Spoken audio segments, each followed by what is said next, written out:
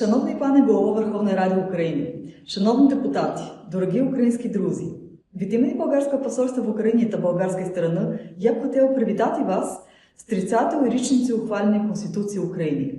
А також я хочу привітати вас із прогресом щодо відкриття першого переговорного кластера щодо членства в Європейському Союзі.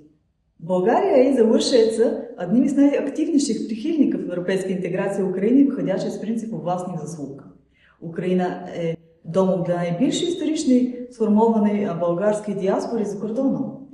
З огляду на це все, я б хотіла процитувати статтю 21 з Конституції України. Усі люди є вільні і рівні у своїй гідності та правах. Права і свободи людини є невідчужені та непорушними.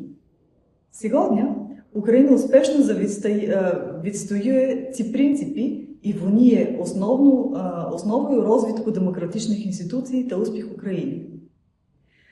Впевнена, що в майбутньому будемо разом і ще ближчими в рамках Європейського Союзу.